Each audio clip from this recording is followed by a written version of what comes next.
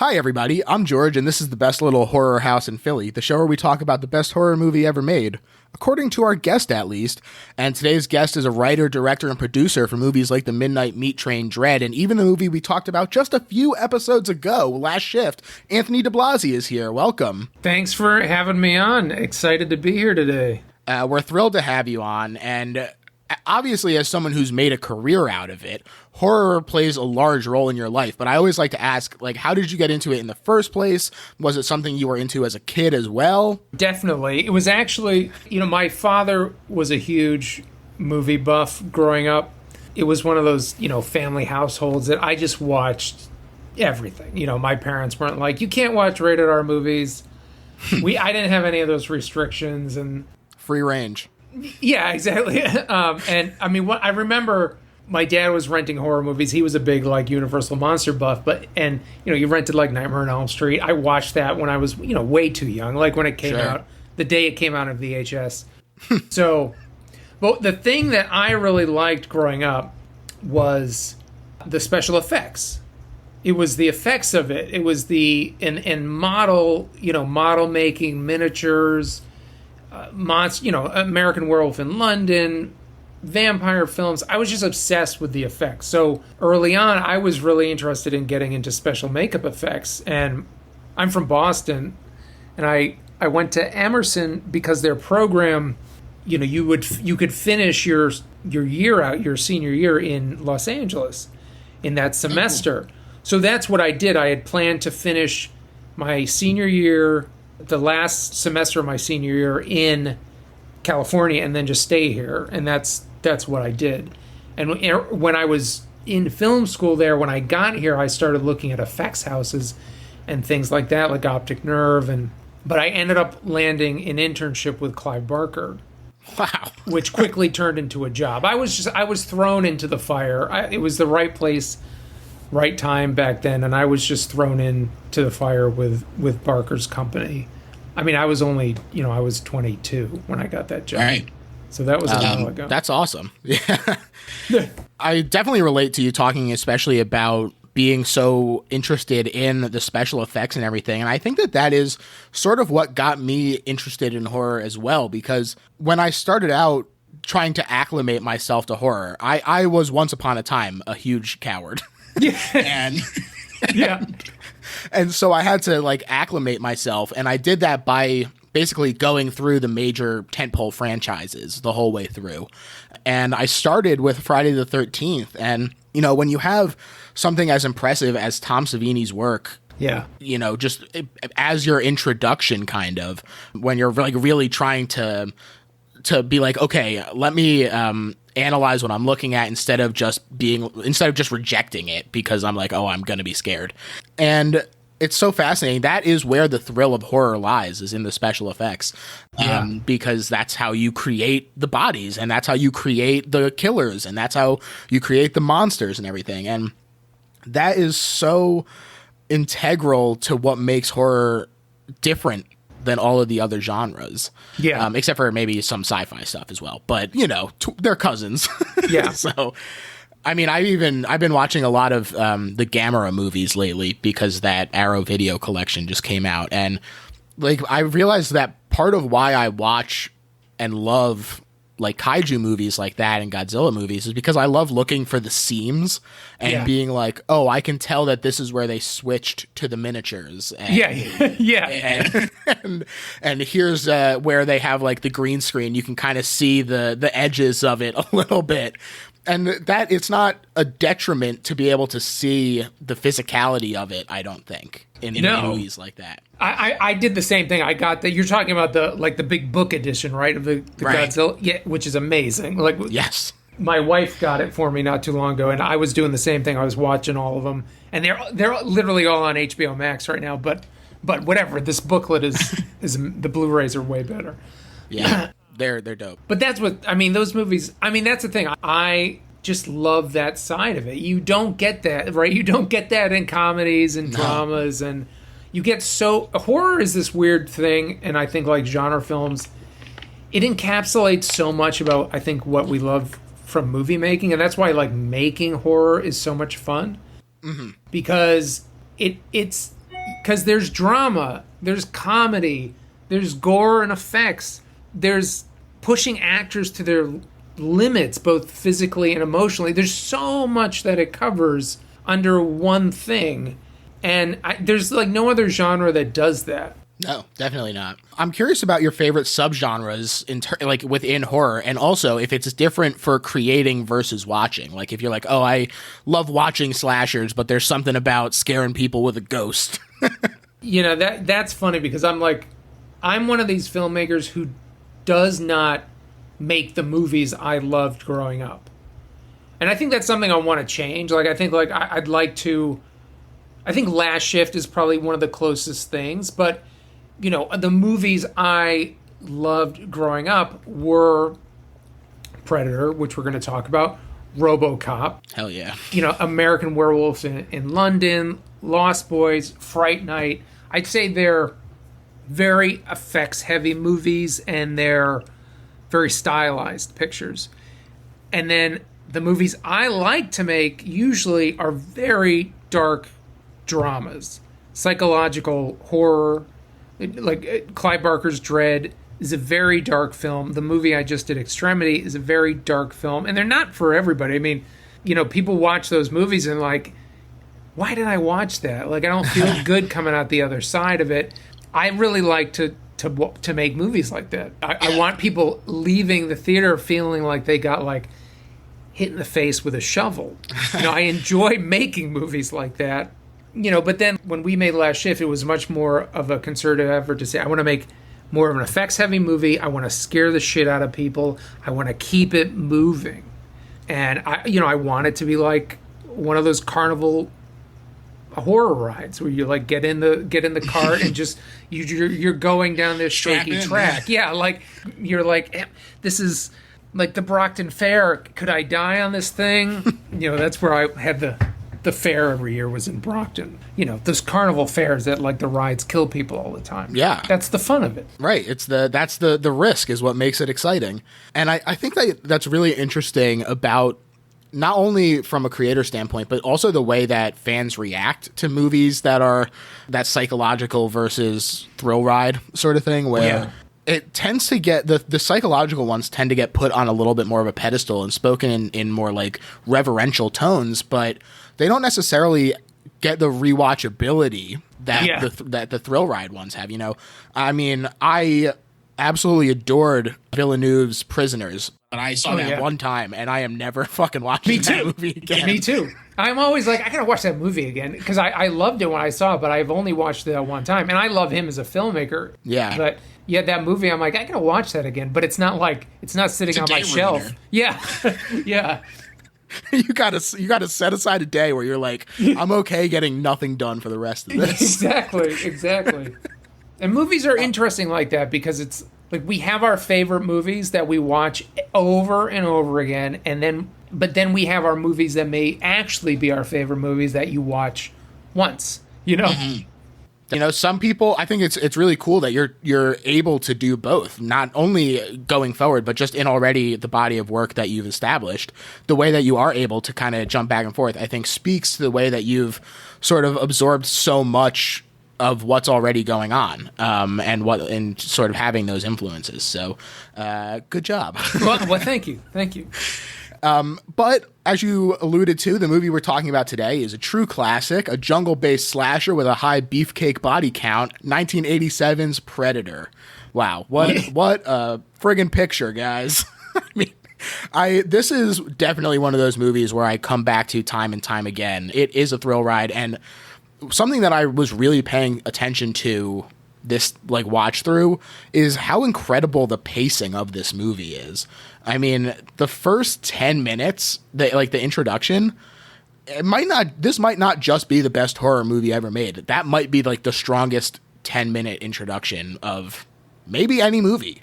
It's so impressive the way that they dole it out. But before we get to that, the movie was directed by John McTiernan and written by Jim and John Thomas. And this movie has just an absolutely stacked cast. Carl Weathers is Dylan, Bill Duke as Mac, Jesse Ventura as Blaine, Sonny Landham as Billy, Shane Black as Hawkins, and of course, Arnold Schwarzenegger as Dutch. And I mean, this cast is just outrageous. They're like you said, it's just beefcake all around. It's amazing.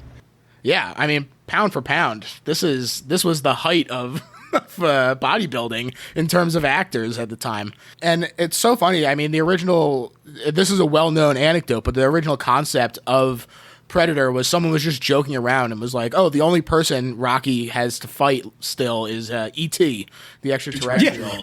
Which is, I mean, first of all, I would watch that movie. I think there's still time for Stallone to make that movie. Come on. He was just talking about cutting out the Happy Birthday Polly. The robot. I just read that. Yeah. Like, who knew we're getting a director's cut of Rocky IV?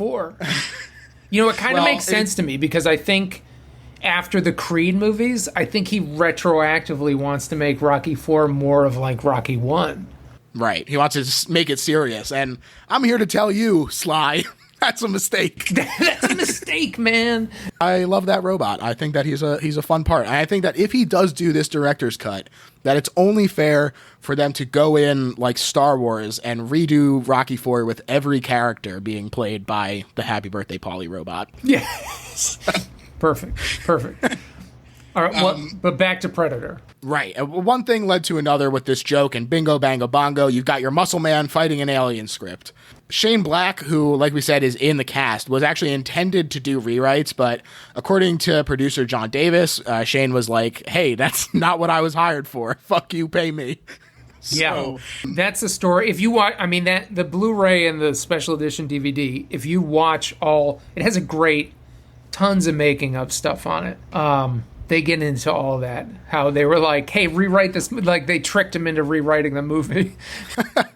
Yeah, I got this quote where the producer, John Davis, said, Shane was a really great writer who had just written this great script called Lethal Weapon, and we wanted him to do a rewrite on the script, so we put him in the movie because he's an actor. And we get him down there, and we asked him to do a rewrite, and he said, I'm an actor in the movie, not a writer, and so he was the first person we killed. Yeah. That's how you got to do it. Just get rid of him. Yeah. You say, well, you're not gonna do this, then what do we need you for? Yeah, you don't want to go home now. Why don't you stay and write? Exactly. And they made this movie on a budget of $15 million. It's a classic example of a summer blockbuster. Opened in the middle of July, made $12 million back opening weekend, and then just continued to do well, getting to a worldwide gross of just under $100 million, with 60 of that coming from the U.S. So it did pretty damn well, but this is in spite of the mixed to negative reaction that it got, with a lot of critics saying that it was outdated and derivative, which is just wild to me. Well, see, it's always hard to put yourself back in the moment, because I don't know, what year did this come out? It was 87.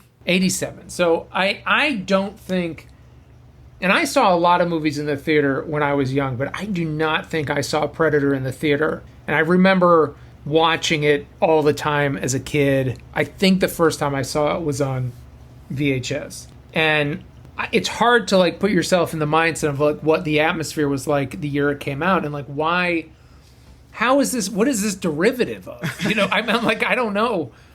Yeah. And with a creature that they have yet to duplicate, you know, even in all the newer Predator films, he has never looked as good as he did in those first two films. Right.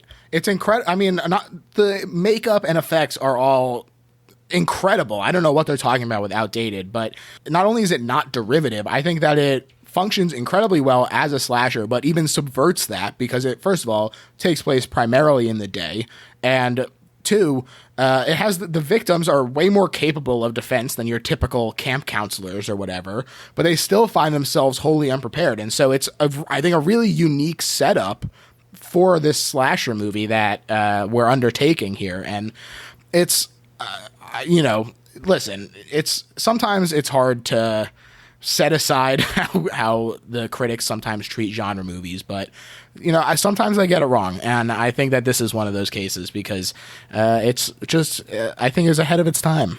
In fact, so. Well, yeah, and I mean, obviously, between the comics and the films, it's created a massive franchise right. that I think will continue, and Stan Winston's legacy is in this one of the best creatures he's ever created.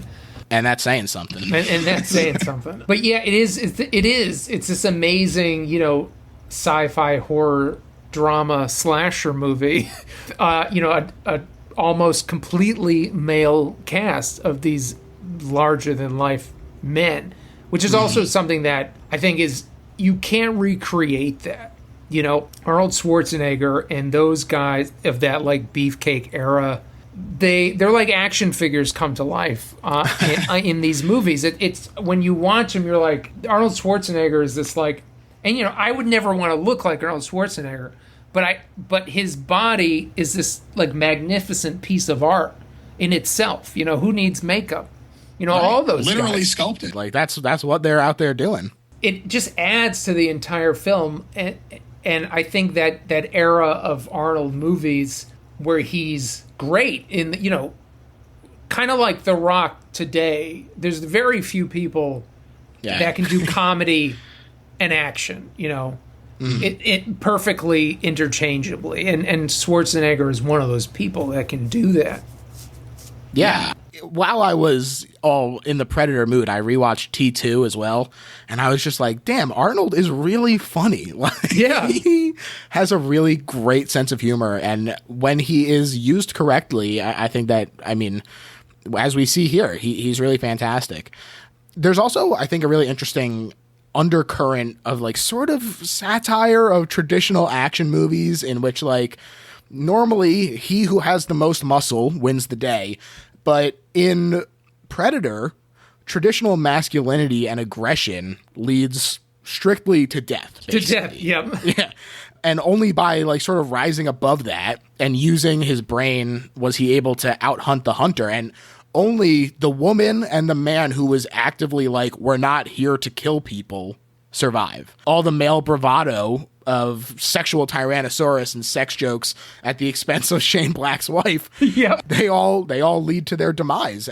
But it does have that undertone of like, there's something there for you to consider in terms of what this movie might be trying to say. Well, right, just like any good horror film, it's a cautionary tale. Usually every horror film is about something. Right. And you got to wonder, it's like, did they do it on purpose or did it happen accidentally?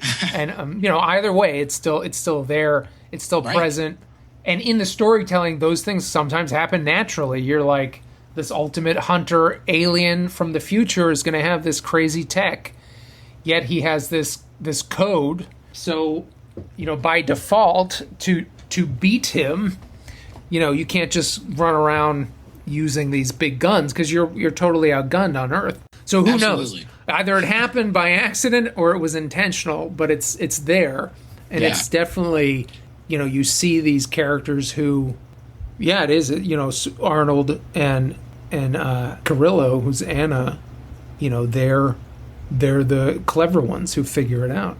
Especially she's like almost that shaman character who heeds the warning early on. She is the one who sees that it's already hurt and has sort of this information to give them. It's very interesting. And like you say, if it was an accident, a happy accident. So yeah. One thing I think is really interesting, and this is of course in a lot of the background material as well, is that the original Predator creature was created by Boss Film Studio and was like this weirdly proportioned creature with big yellow eyes and kind of like a dog head, but also, more importantly, was going to be played by Jean-Claude Van Damme. Yep. Which, I don't know how many people know that, but it's amazing. It is. He was the world karate champion at the time, and so they were like, he'll use his martial arts to make the Predator like an agile ninja-like hunter. Perfect. This will work great. But didn't consider that he'd be in this weirdly shaped suit and in a dense jungle. And so obviously Van Damme couldn't like do karate around. No, the suit had this crazy long head and it like jiggled around. I can't imagine in an alternate universe if they made that movie. It would have been terrible, I think. It would have had to be. And if you like listen to them talk about when they filmed Predator and how they just landed in the jungles, and they literally, it was a war movie. They're shooting, all these guys are out there shooting war films with, like real vets who are training them. And they're doing guerrilla warfare, and then it's like, where's the suit? Where's the suit? And then, on day 30, the suit shows up, and it's like, wait a second. We just spent all this time shooting this movie, and this is the suit? So rightfully so, they shut down production. Yeah, and I mean, on top of that, Van Damme was also constantly complaining about the suit being too hot and not appearing on camera without the suit, where he was like, I want to be the star, not Predator.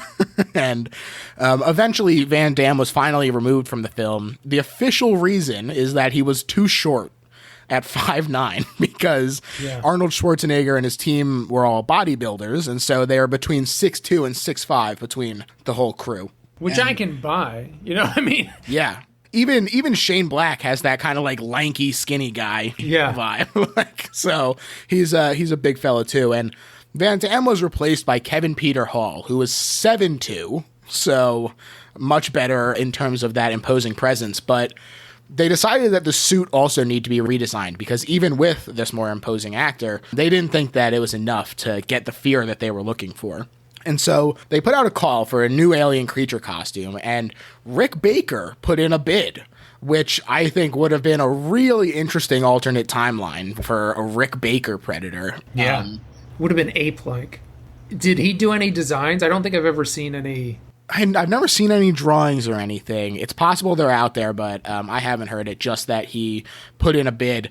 But as you mentioned, they wound up going with Stan Winston instead, who has made several appearances on the show, most notably perhaps for The Thing. And Winston had previously worked with Schwarzenegger as a visual effects artist on The Terminator in 1984, so he was the one who got the job. And he talks about how he was inspired by a painting of a Rastafarian warrior in the producer's office. And he said, I saw that and I thought it was a great starting concept for the Predator. So I started drawing and redesigning this alien creature with quills in the silhouette that would look like dreadlocks. And first of all, the quills are a hugely distinctive design. I think that it's a great decision on his part. But even more iconic for the Predator is the mandibles and its jaw, which are super unique. And this came from basically James Cameron himself. They were flying together because of the release of Aliens, which Winston also worked on. And Cameron was like, I always wanted to see a creature with mandibles. And so there you go. That was all it took. That was all it took. I think it's so interesting because with Predator, and I think why it's so hard to recreate the Predator in these in these films now is because of Kevin Peter Hall. Right. He was that character, you know, just like how Karloff is Frankenstein. They bring such a huge percentage of the monster and making that monster feel alive and not wearing like a padded suit, because he's so sleek in that movie. I think most of it was very minimal prosthetics on his body. Mainly, you know, everything else, you know, his arms, his hands. Right, yeah. They basically, all of the weight of the costume was in the head. The head, yeah. At the end of the redesign, that head, because you have the head, and then you have the helmet, and then you have, like, the parrot gun, and all of that gear wound up weighing over 200 pounds. And so even at 7'2", he had to be connected to a bungee rig to make him a little more believable as he's like jumping around. Hopping, and yeah. It's incredible that he's able to make it feel so realistic while lugging around 200 pounds worth of makeup and props and stuff. The movie did get nominated for visual effects Oscars because, like I said, the effects are rad as hell. And it's between stuff as complicated as the invisibility, which we'll talk to when it comes up in the movie, but even just the simplicity of the Predator's glowing blood, like, looks absolutely incredible. It's just glow sticks and KY jelly. Like, yeah. It's that simplicity is where the beauty is. Now, the real question is, how do they make that stuff in the first place? The glow stick. It has to be toxic, I assume. Yeah. It doesn't seem ideal for ingesting, is what I'll say. Don't put it in your mouth. I mean, they must make non-toxic ones, but who knows? They have to, right? Because how many kids are just sitting there chewing on them? I don't know. I mean, it's like glass on the inside. It's something, right? You crack it, it glows. You do. It's radioactive. To this day, I have no idea what that stuff is made out of, or if you can listeners reach out, tell us what's in a glow stick. Tell us what's in a glow stick. It's Predator blood. I mean, that's where they get it from. Now it all makes sense. Yeah, all makes sense.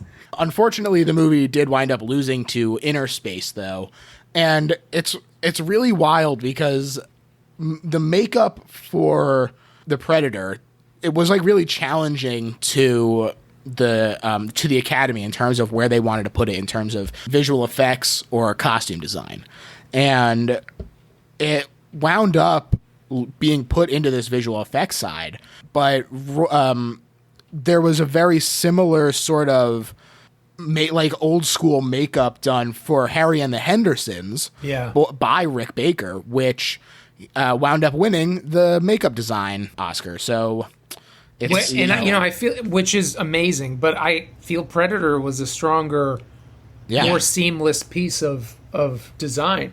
I mean, it should have just been in both categories. The Predator is not CGI. He's not visual effects when he's the Predator, only when he's, invisible. Yeah, it was tough because I agree. I totally think that he should have been in there as well. But as we've mentioned in a couple of these really great movies that draw out the suspense, the Predator only has 8 minutes total of screen time. So they're like, he's invisible for a lot of it. So it's really about that, like bending the space but I agree. It should have been in costume design. Would have beat Harry and I don't know. A mistake, in my opinion. Mistake. You guys fucked up, guys. What else is new? Am I right? What else is new?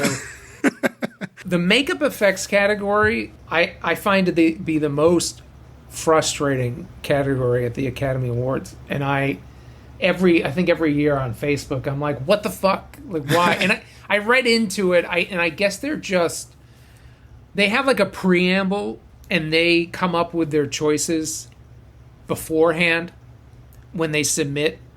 So like every year there's only like 3 or sometimes 2, it's like, I'm like, what are you talking about? Like there's so many movies that should be honored at the Academy Awards for special makeup effects, yet it's always, I think only one year was there 4, and it's usually 3 or less. And it's like, I don't know who came up with that idea. I think I read about it, and you could probably come up with the answer of why they do it, but it's a dumb choice. Fix it, guys. Miss Academy, Special Makeup Union. Yeah, fix that. Add a stuntman category, and then we can get talking. Yeah. The score is also fantastic and was composed by Alan Silvestri, who you may know from Back to the Future in 1985. So he was hot at the time. Predator was his first major action movie, although he's gone on to do many more, including the score for several Marvel movies, The Mummy Returns, Contact. He's done a lot. And I bet that even if you don't know the name out there, that you would be like familiar with his style. There's a lot of like heavy horns, staccato strings, and like timpani rolls to highlight the action. Yep. So yeah, it's great. It works perfectly here. I think having those horns, like, it works really well in this movie. The second that score starts, I mean, it's such an iconic that that da da da da da da in the rolling timpani. It's so iconic. Which why I was really happy they brought it back for the most kind of recent Predator movies. Even though he didn't do it. Is he still alive? He's still alive, right? I think so. Yeah, even he didn't do the music, but they recreated it for the most recent film. Right. I mean, definitely a good idea, because so many of these movies are really like put over the edge by their score. And being able to call back to this particularly good one, I think is a smart move, especially when you have so much, like, in terms of that connection to it, because it was written and directed by Shane Black, who is, as we said, in this movie.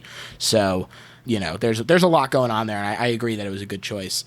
As you said, they were basically filming a war movie, so it's tough filming in the jungle. Yeah. And the cast and crew were dealing with leeches, venomous snakes, stifling humidity and heat, rough terrain. All of the night scenes were filmed during freezing cold temperatures, and Arnold Schwarzenegger was in the back half of the film basically constantly wet in these cold temperatures. And on top of the sort of external forces being a pain in the ass, they're also all dealing with the egos of these larger than life guys. There's a famous interview where Carl Weathers says that the actors would secretly wake up at like 3 a.m. to work out before the day's shooting because they wound up getting up earlier and earlier to like work out in secret. To get their pump on. Yeah. That way they could act like it was naturally given to them. And it's just like the idea of all of these guys like being so macho and big, and like Jesse was on friggin' steroids at the time. Yeah. I'm sure that many of them were as well, not just Jesse, not to call him out like that. Sorry, Jesse. Sorry, Jesse. There are a couple things interesting about the Predator itself. Like I said, it only has 8 minutes of screen time, but Predator became just like the default name for the species, despite not actually being on screen until Predator 2. And there's like a actual name for the species that came out through the extended universe of the comic books and everything. But I just think it's really interesting that even though there is like that official name, when movies like sort of just become so ubiquitous with something else, like you have it with Predator, I think more people probably know Xenomorph than Yautja or whatever, however you say it. Is that what Predator is? Yeah, so that's the Predator name, and like I think that people probably do know Xenomorph more than that, but I still more often than not hear people just say like the alien. Yeah, I think there's a huge chunk of people that know Xenomorph, but again, it's like they are from the movies what they are. It's like who's going around naming these things, right? It's not like the aliens are talking to themselves and. Like, I guess in the Predator culture they would, because they're, smarter, way smarter than aliens. Let's not get into this alien versus Predator crap.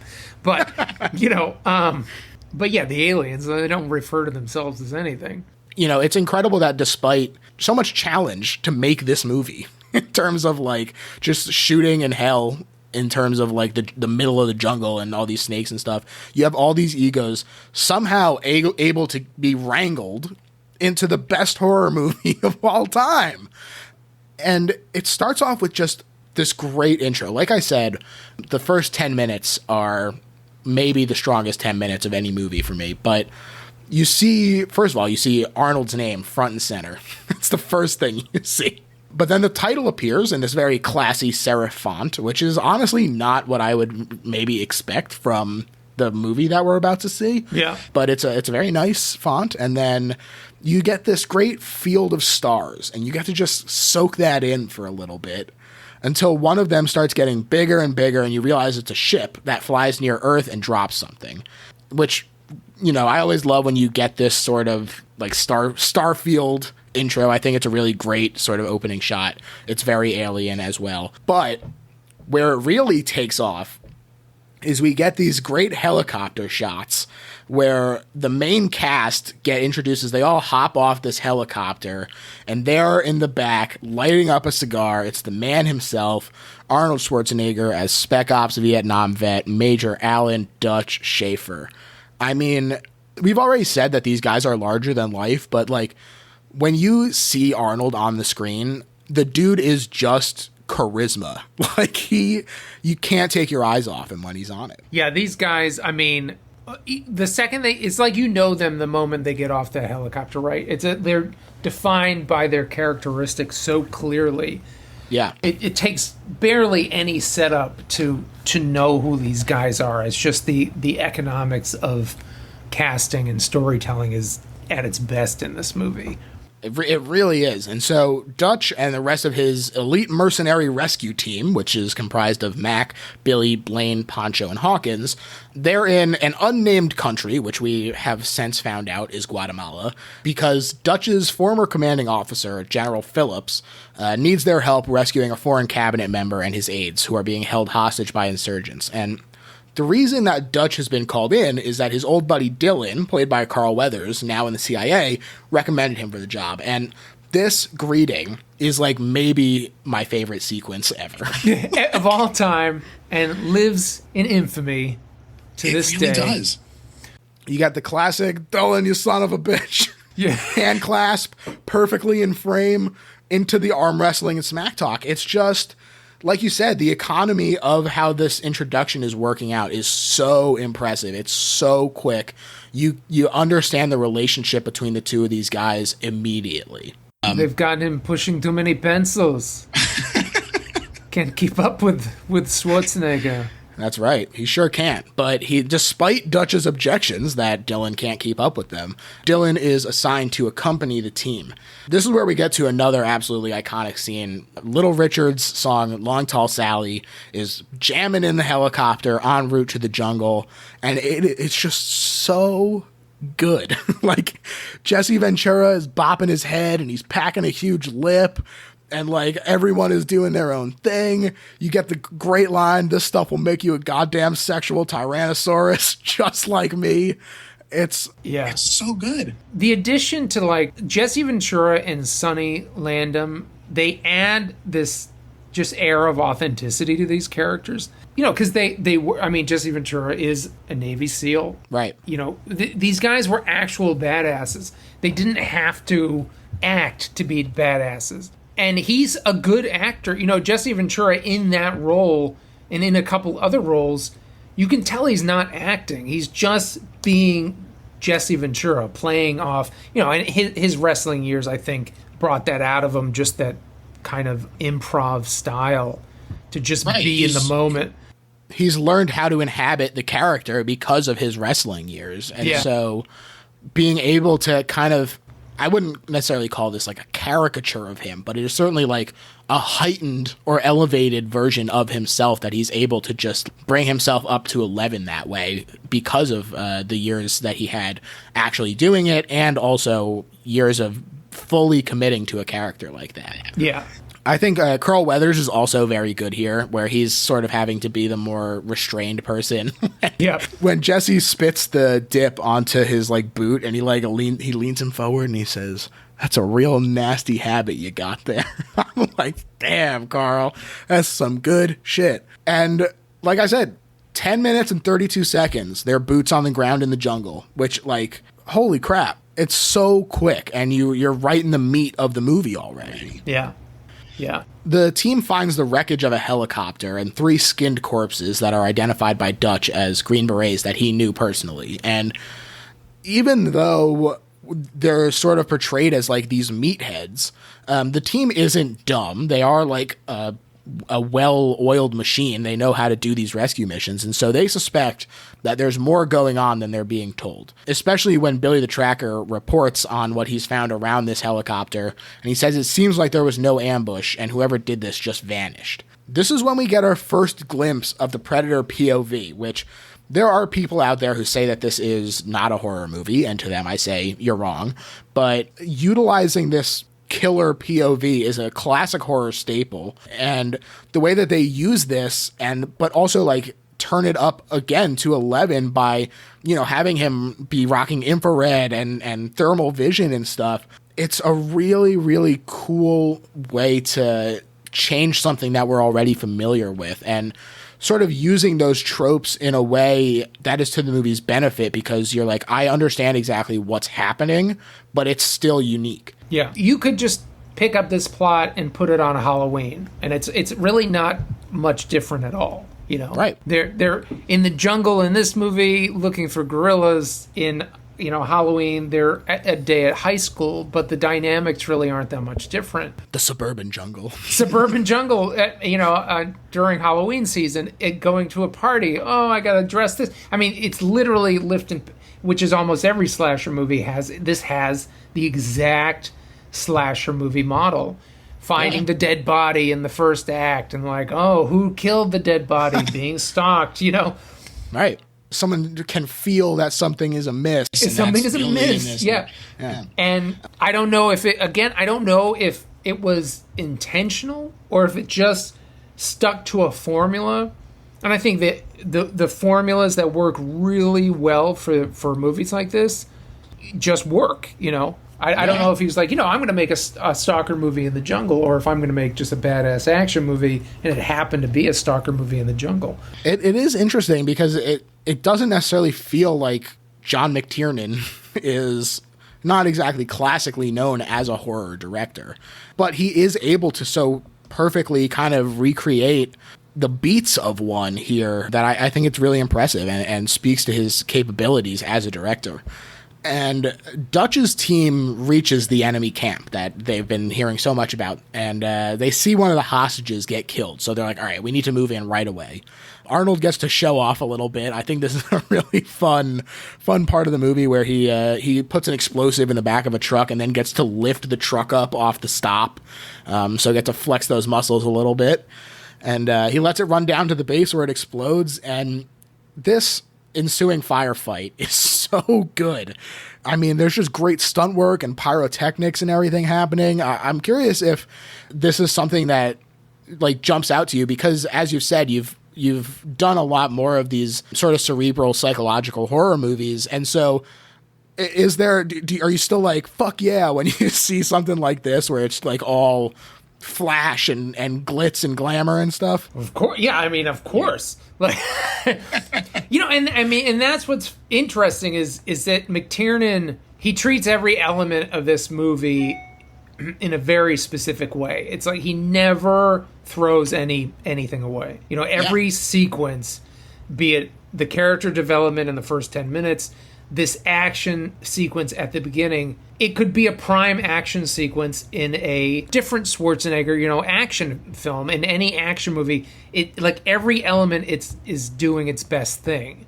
Yeah. It has all these beats that are just badass, and probably the most famous line of the movie is in this sequence.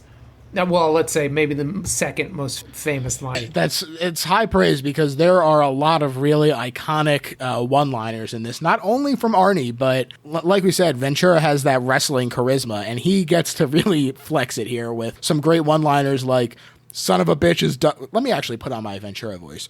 Son of a bitch is stuck in there like an Alabama tick, and I ain't got time to bleed. It's amazing. That's amazing. Yeah.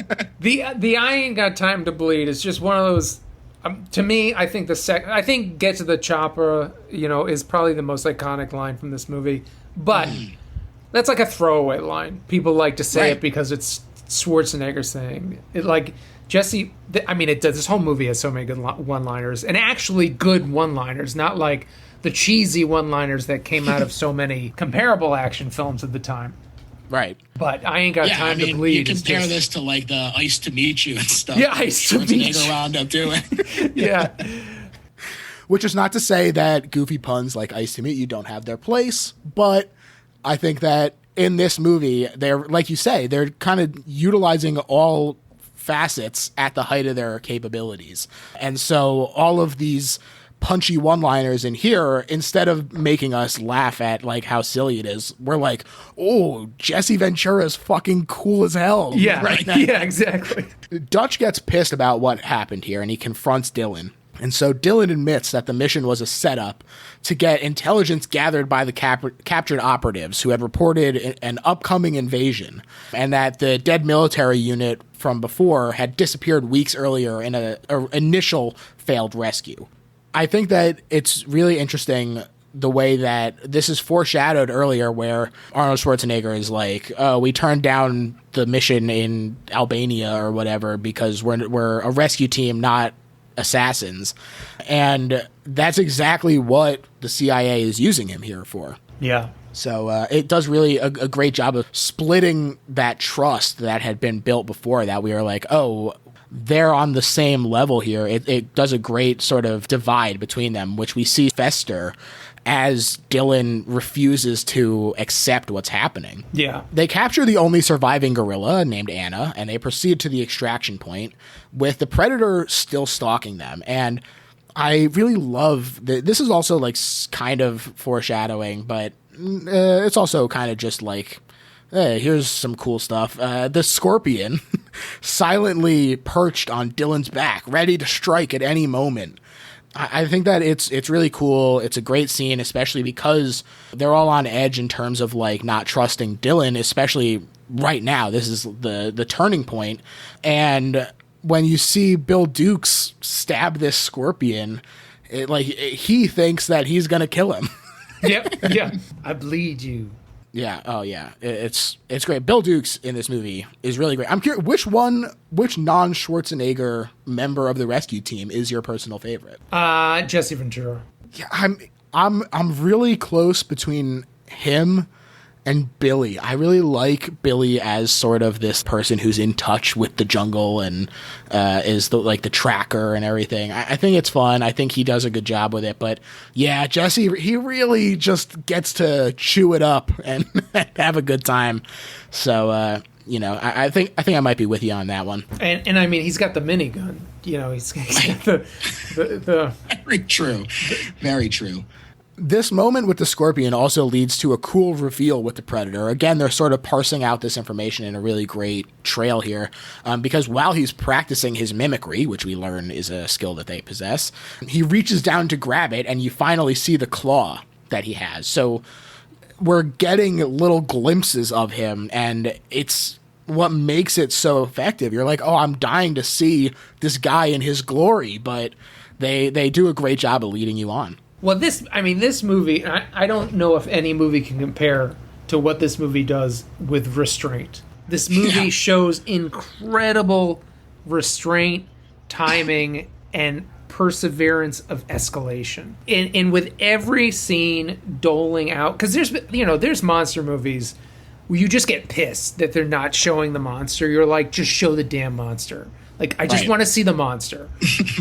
And I guess that's not a byproduct of me just wanting to see the monster. It's a byproduct of the other storytelling going on. And it's, with Predator, you're never like that. There's so, I mean, each of these guys, when you have Schwarzenegger, Carl Weathers, Jesse Ventura, Sonny, these guys, Bill Duke, within themselves are just as interesting as the makeup design on the Predator.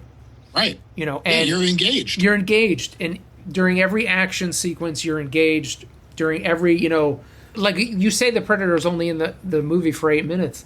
That's crazy. And you don't even think about that. I don't think I ever heard that before. 8 minutes with the actual Predator is nothing, right? Right. It's really wild. And that level of restraint is incredibly impressive because it's so easy for somewhere down the line, for like a producer or something, to be like, we need to have some inserts of him earlier so that people get a little bit of that payoff there. So it's honestly almost as impressive that it made it all the way to being out with that restraint in place. So and you're not to jump ahead, but you're so satisfied when you get to that fight with the Predator and Schwarzenegger, this hand-to-hand fight. You're so satisfied by the journey that when he takes off the mask, you're like, what? I can't fathom what's about to happen. It's like, it really does. And they make a meal out of it.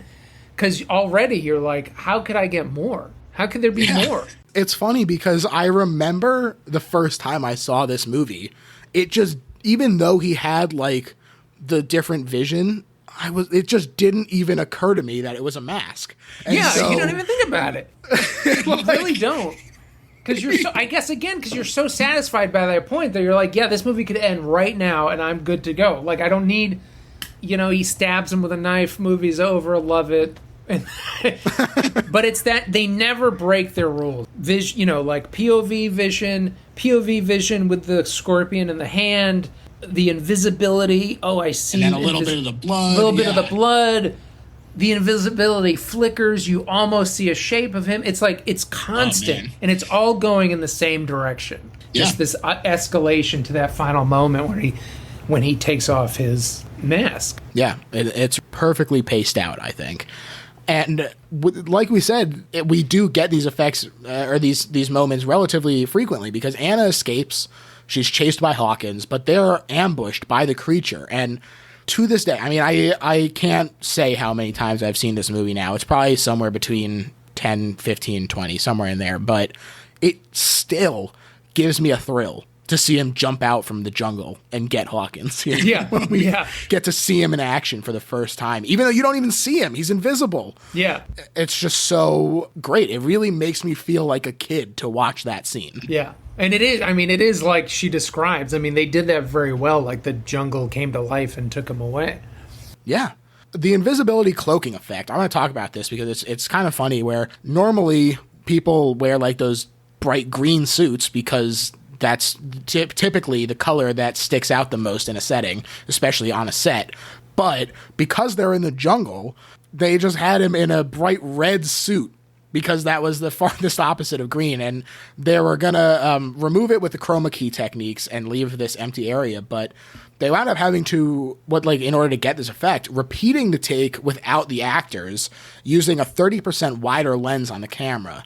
And so when they combine the two takes, the jungle from the second take fills in that chroma key area. And because it was filmed with a wider lens, the sort of outline of the alien would be seen on the background scenery, sort of bending around the shape. And this is what I'm saying, like, for them to say that it's outdated or derivative, like, just because they're using these like chroma key techniques that are familiar, what they're doing with it is so incredible and impressive. Yeah, I mean Predator, the first Predator, the effects in the first Predator, it's like Jurassic Park. But even Jurassic Park, like now you watch Jurassic Park and you're like, okay, there's some things I can see being dated. When you watch Predator, there's really not anything in it that you're like, oh, that looks dated or horrible. It's all very specific for what it was meant to do, and it still does the same thing. When you watch these newer movies, I don't think their invisibility cloaking looks any better or different from the original movie. Yeah. It's just they do it probably much cheaper now. Maybe, I don't know. Yeah, who even knows? But one thing that I thought was really funny when I was doing this research was that they tried to get like a really great shot of the Predator swinging from tree to tree while he was invisible, and so they got a monkey and they put it in a red special effects suit. And they were like, all right, go. But the monkey just kept tearing the suit off, and so eventually they were like, this is not worth what we're going to get out of it. This is not So they going to just abandoned happen. it. Yeah. But somewhere out there's a monkey who can tell his monkey buddies he was in Predator, which is pretty cool, I think. It's pretty cool. Yeah. Tell his grandkids. As we talked about this code that the Predator has, we kind of alluded to it earlier. The Predator spares Anna and drags Hawkins' body away. And we don't know the code at the time, which is that he is very much like a hunter and he's looking for a challenge. And so he's not just going to kill people for the sake of killing them. But everyone is baffled. They don't understand what happened. She's clearly so scared. They're like, why didn't she run away? And she says, yeah, the jungle came to life and took him. The fear is palpable in that moment. And she does such a great job of communicating that and getting those sort of character points about the Predator in that moment as well, just from this great acting and what's left of the scenario, I think is really impressive. Yeah. Dutch organizes a search for Hawkins' body, during which the creature kills Blaine with its plasma weapon. So before the death, though, they're, like I said, they're all freaked out. And so they're looking around and there's a little bit of a flash, and Blaine calls everyone over, and he, like you said, has the minigun, and all of the crew just light up this field. It is, Jesse Ventura described shooting the minigun as like shooting a chainsaw. Yeah. And when they are left with the clearing, it looks like they took a chainsaw to it. Yeah. This ineffectual lashing out, I think, is part of that like machismo that we were talking about earlier, where they are just shooting into the jungle. They can't see what they're shooting at. They're unloading their full ammo clips and everything. It's that has to really be at interesting least a 30-second sequence of them just plowing into the jungle. Yeah, and I think it's really interesting to see that, like, you see the destruction, but Mac is like holding down the trigger after he's out of ammo. Oh, that's right. No, Blaine actually did die because Mac has.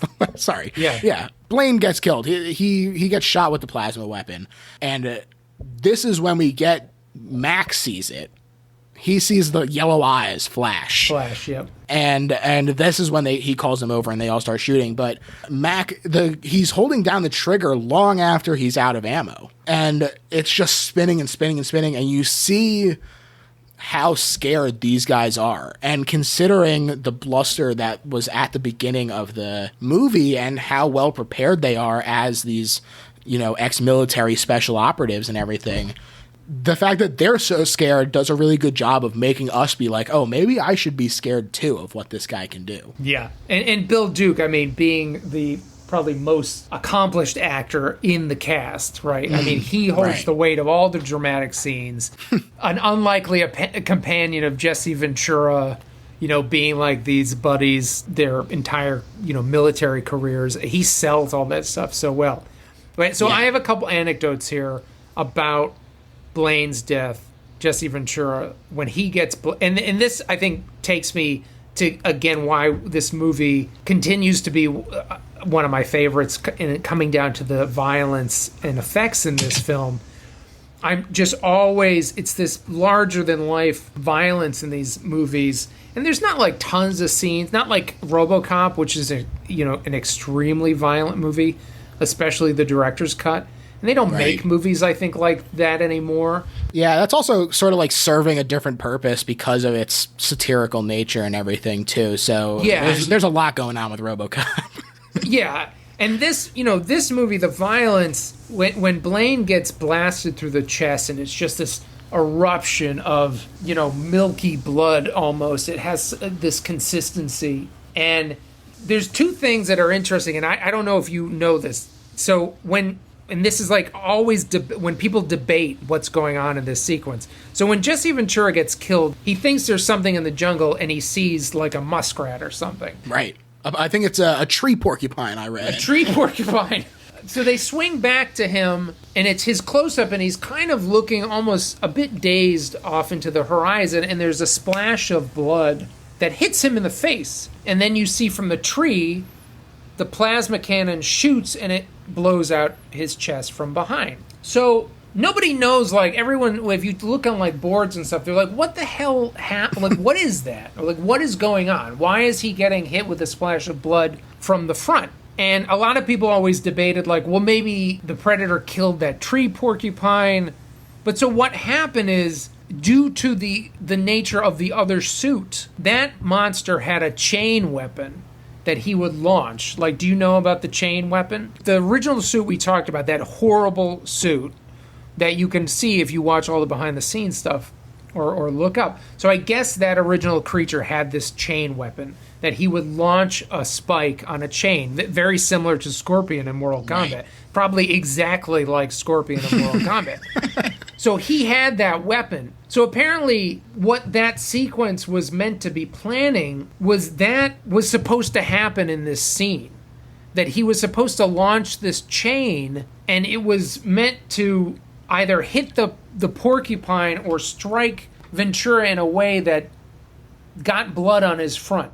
But it was all tied to that original sequence, which had nothing to do with what actually ended up in the film. So it becomes just a kind of confusing moment of like, what the hell just happened? Where's this blood coming from? But I guess it was planned for the original effects that came into play when they were shooting, and they just left it in. I think that's really interesting because I also have heard this moment debated a bunch. And the closest I ever came to finding an answer acceptable, hitherto this moment, was that it was like one of his spear guns, like, because they have like the spears that they can shoot out, that he just clipped Jesse. And so he was like, shit, I missed. Time to open up with this plasma gun.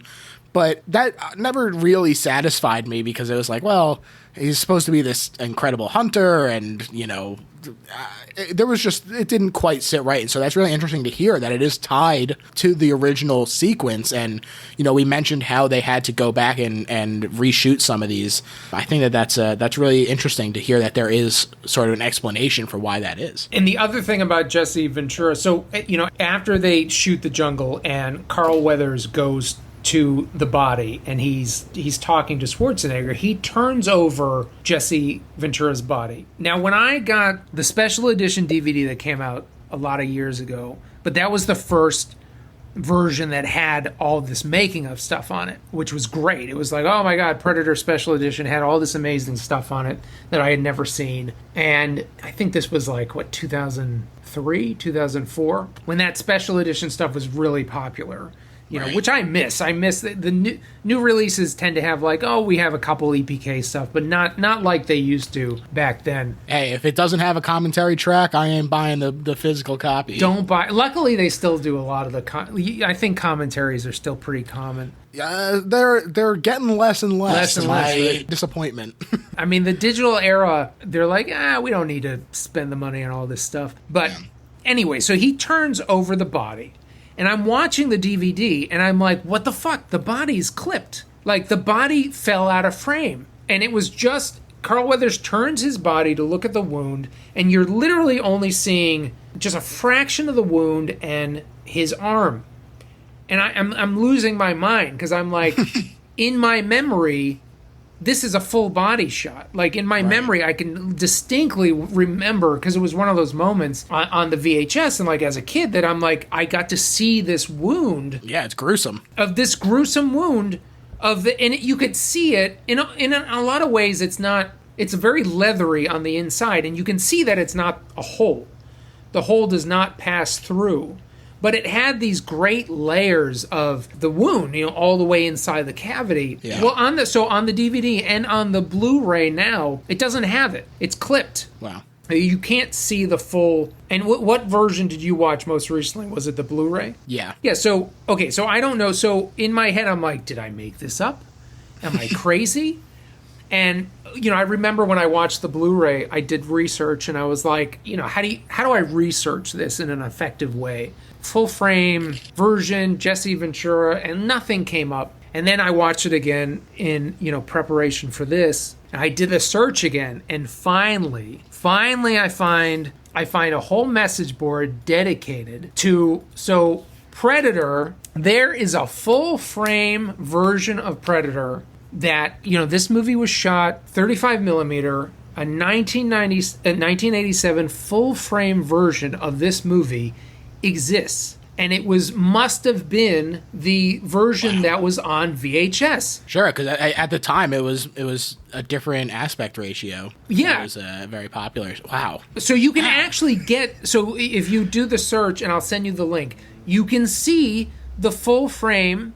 And I'm like, oh my God, I'm not crazy. Here it is. Here's the full frame indication of this movie. And exactly what you would think, you're losing a huge portion of the top and bottom of the frame. Wow. And that must have been the version I watched on VHS. And there's actually, I guess, this whole message board is designated to these Super 8 prints that were printed open mask of the 35 millimeter negative, and they're very rare, but I guess you can get them and watch with the 1.85:1 mask on the projector gate. You can watch these Super 8 prints of the full frame version of the 35 millimeter, and I'm like, all right, finally, vindication. I am not crazy. Yeah, that's gotta feel great. It feels great. I'm not crazy. It existed because I saw I found a still of it, exactly the image I had imagined. I was like, right. That's it. That's the wound, And anecdotal side note.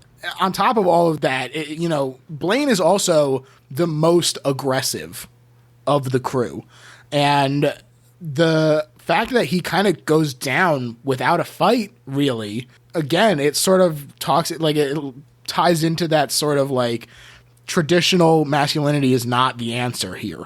But granted, Predator kind of bitched out and shot him in the back. Yeah, come on, Preddy. Come on, Preddy. That's a little, I'm always disappointed that Jesse Ventura gets killed so early into it, but also I'm like, all right, it all works perfectly together, but I still also wish that he could have been in it longer. No, I know it's true, it's this double-edged sword, because you wonder if maybe that was just enough Jesse Ventura, like it was the perfect amount of Jesse Ventura. Yeah. We got the mind, we got the body, Jesse Ventura, and we also do see that the creature did get clipped, and it reveals this luminescent green blood, but only Anna sees it, which is a cool move, a cool creative choice. And the unit regroups, but the extraction chopper says that they're still too far and they're too close to the border. And they talk about what's stalking them, and Dylan thinks it's just gorillas. Like I said, this is sort of where this divide comes into play. But Billy, stoic as always, is firm that it's not human. and it sort of like chills the group, which I think is another really great scene. And they make camp for the night with traps all over. They say if anything approaches, they're not going to get close.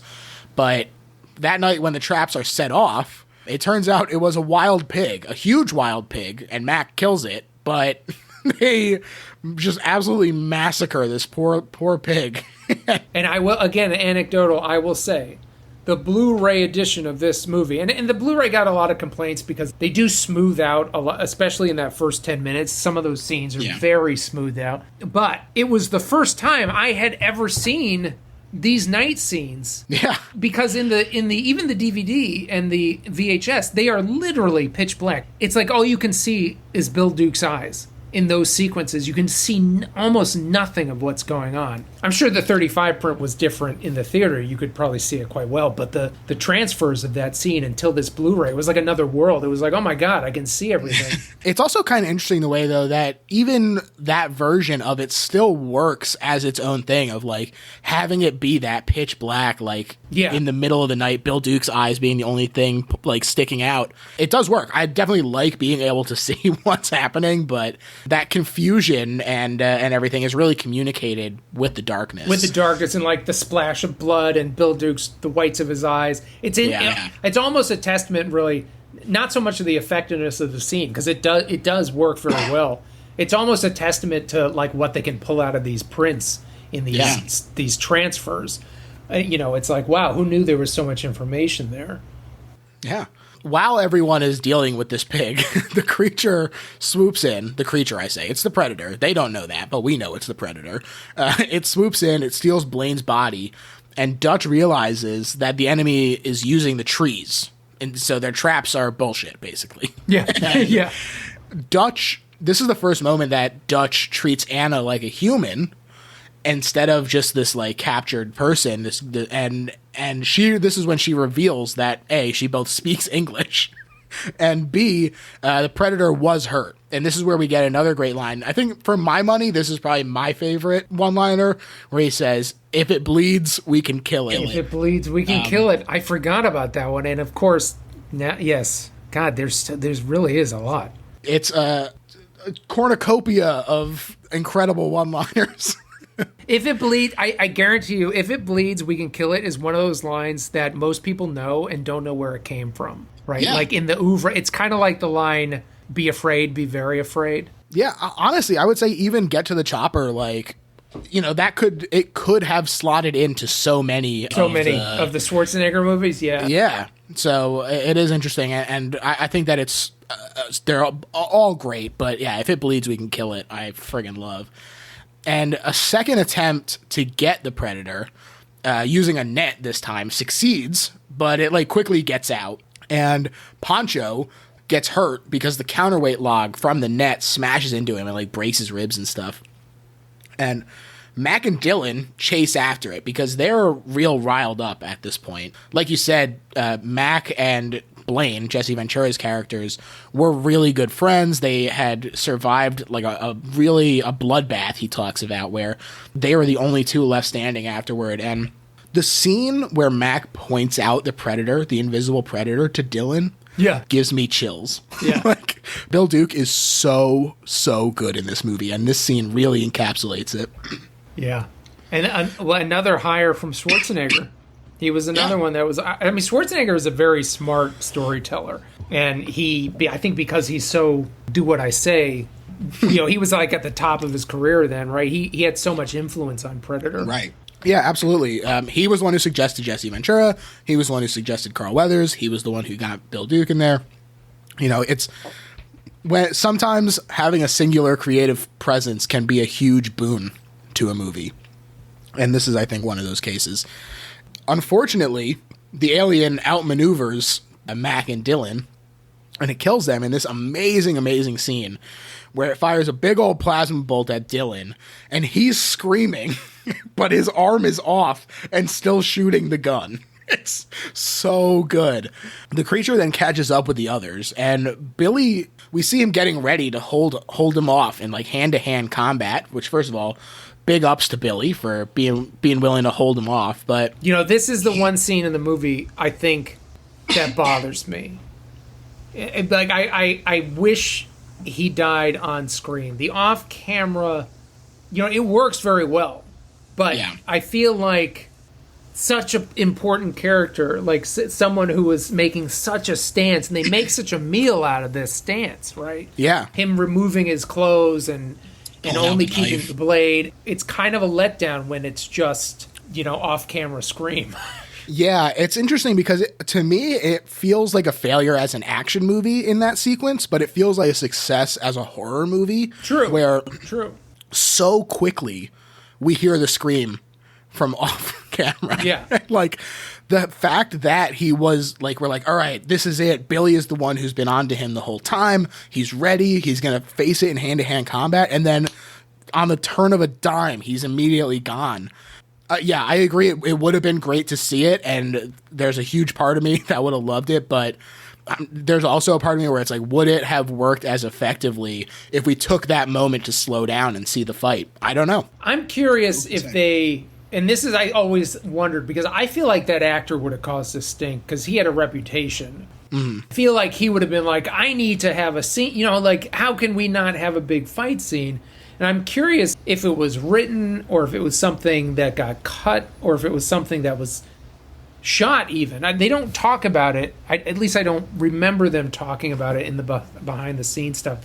I don't know if you know this, but Dark Horse Comics is releasing a original Predator comic based on the first script. Wow. No, I didn't know that. And they did that with Alien 3 as well. That I remember. Yeah, so they're doing that, and I think they did it with another Alien script, but they're doing it with the original Predator script, the one that was written by the team, and not by Shane Black getting involved. And I'm curious. Yeah. We'll get to see. That'll be really cool to see. Yeah. So Predator fans out there, keep an eye out. Keep an eye out. I think it's September. It's October, September, October, something like that. Damn, so right around the corner. So really keep those eyes peeled. Yeah. So yeah, he kills Billy, and he also manages to take out the wounded Poncho. And realizing that the creature doesn't target unarmed prey because there's no sport to it, Dutch sends Anna to the helicopter unarmed with the classic "get to the chopper," which Arnie has said that is his favorite iconic character line. So it has that going for it. He only had to do it once, whereas Right. I'll Be Back he had to do like in every movie. Yeah, right. Plus, "Get to the Chopper" was improvised by him. He says nice. so. So I'm sure that has something to do with it too. Where he's like, "Yeah, that's just all Arnie, baby." Yep, it's just all me. I love my favorite line. The Predator, he gets a hold of Dutch and he sends him off this cliff. And this is a great stunt shot. Although the stuntman did blow out his knee doing it, but it looks Totally worth it. Hey man, you sacrifice for art sometimes because Yep. it looks fucking amazing. The creature jumps in after him, and Dutch crawls to this mud-covered riverbank, and because he's covered in this mud now, his thermal signature is reduced, and so Dutch remains unseen by the Predator as it angrily looks around before moving on. And it's this really great moment of triumph for us where we're like, there is something that we can do. The tables have turned slightly, but they have turned. It's a real moment of triumph. Yeah. The mud that Arnie had to wear was actually pottery clay, and they said that it lowered his body temperature a few degrees, so on top of it already being cold out, he was even colder than everyone. So It's actually accurate though, so that's good to know. yeah, and he was shivering the whole time, and they tried to heat him with these lamps, but it just made the clay dry out, and it looked like crap. So he tried drinking Jaeger tea to warm him up, but he just got drunk, and so he basically just had to suffer through it. just come on, Arnie. I mean, you're huge. Just deal with it. And the Predator is off collecting trophies from the dead mercenaries, which, it is gruesome in the best way when he rips out the skull with the spine still attached. That's iconic Predator right there, and it is so good. The yell of the when he screams, the Predator, and I mean, they shoot it in this perfect frame rate where it just kind of flicks all this gore everywhere. Yeah, it's great. And while he's doing that, Dutch is off crafting some traps and weapons. And he lures the predator to him with a torch and a primal scream. It's sort of interesting that we've seen them both like calling out to each other now. You know, he's sort of reverted into this primal warrior stance that he needs to be in to confront this other warrior. This is how they're going to do it now. And he's meeting him on his level. He disables the creature's cloaking device and causes an explosion that does some minor damage to it while they're like in this fight and the predator shows up. But there are some really great shots here as well. It's not just like a fun mono alieno fight. You know, the panning reveal of Dutch clinging to the bottom of the log bridge, the close up on his eyes when he's covered in mud there. It's all so really like just shot so well. And he eventually falls into the water and loses his mud cover and is pinned by the creature. But because he was willing to face it head on and he got some hits in, the predator acknowledges him as a worthy foe. And he says, I'm going to fight you on equal terms. And this is the moment we were talking about where it discards its mask and its weapons. And I don't know how much more we can say about it because it's just amazing. It gives you chills. It's like nice and slow when the like steam hisses out of the two holes on the mask. Like they make a meal out of it and it's delicious, baby. It's delicious. And again, the effects hold up perfectly well today. The animatronic work in his face is flawless. Mm-hmm. The eyes, which was context, I assume, and everything, it just moves like a real creature. It moves flawlessly. It doesn't have any of that like motorized glitchiness, right? And the character, the predator, at that point, I think when he does that makes that decision to be like, you know what, I'm just going to fight you in a true gladiatorial style. It lends so much to just the mythology of this character, of this franchise. Like, whoa, like we already know he's smart, but where he's willing to be like, you know, you've earned my respect, buddy. Yeah. I'm going to fight you for real now. I'm like, you don't stand a chance against me, but I'm going to fight you for real. It changes him from just this. I mean, we've seen him like looking at stuff and like doing the imitations and everything, but, you know, a parrot can do imitations. So, you know, it's not really saying that much. When we see him making a choice like this, it kind of reframes the whole movie in an interesting way. And they have this hand-to-hand fight.